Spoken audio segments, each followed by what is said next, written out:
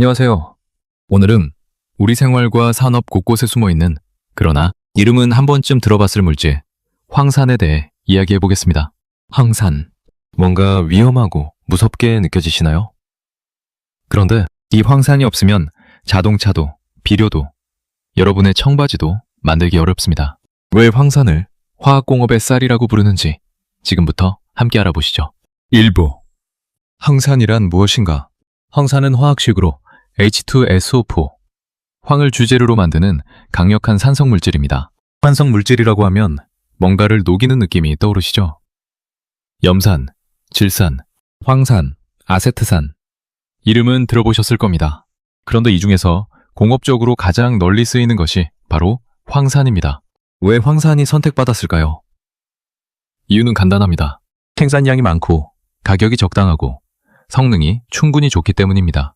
산성 용액이 필요한 공정에서 굳이 비싼 질산이나 염산을 쓸 필요가 없다면 대부분 황산으로 해결합니다.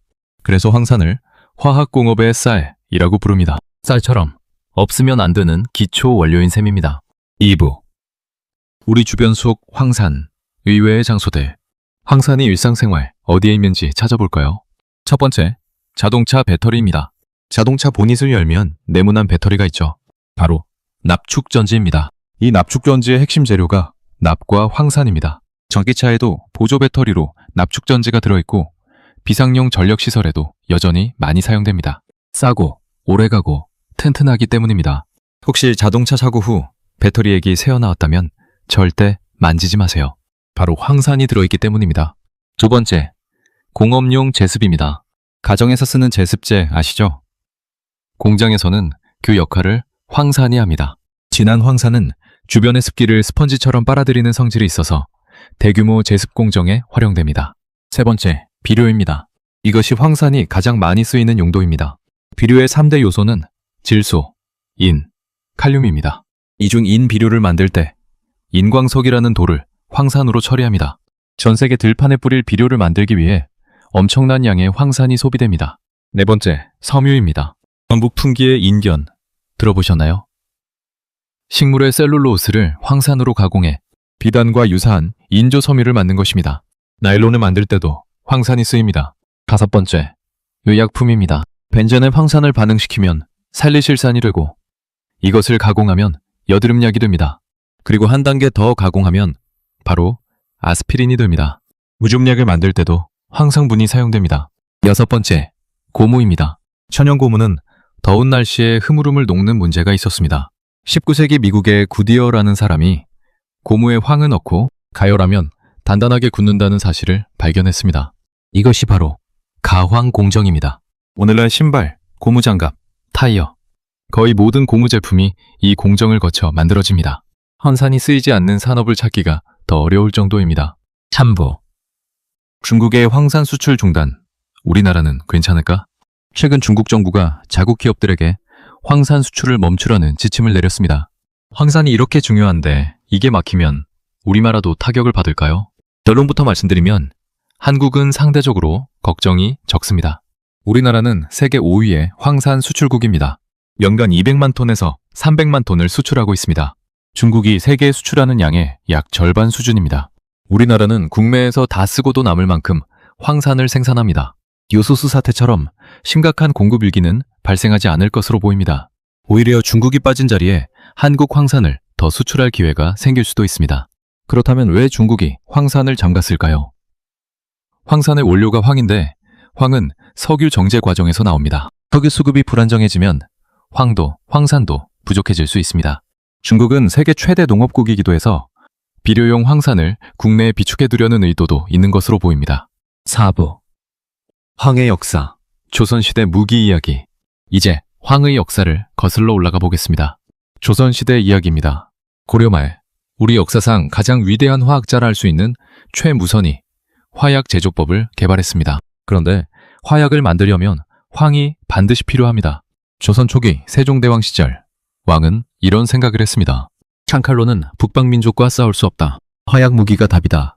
그래서 화약 로켓 무기인 주화를 대량 생산했습니다. 놀라운 기록이 있습니다. 조선원조실록 1447년 12월 3일 기록에 따르면 세종대왕이 하루에 2만 발의 로켓을 북방 국경에 보내라는 명령을 내렸습니다. 요즘으로 치면 총알처럼 쌓아두라는 것이었습니다. 이렇게 황이 갑자기 대량으로 필요해졌는데 문제가 있었습니다. 황은 보통 화산이나 온천지대에서 나옵니다. 그런데 한반도에는 화산이 없습니다. 그래서 화산이 많은 일본에서 황을 수입했습니다. 그런데 임진왜란 이후 일본과의 관계가 틀어지면서 황 수입이 막혀버렸습니다. 일본에서 황을 사면 그걸로 우리 치려는 거 아니냐는 상황이 된 거죠. 그러자 조선에는 이런 황당한 소문까지 퍼졌습니다. 1625년 승정원 일기 기록에 따르면 황에도 어미황과 새끼환이 있어서 잘 묻어두면 황이 번식한다는 미신이 퍼졌습니다.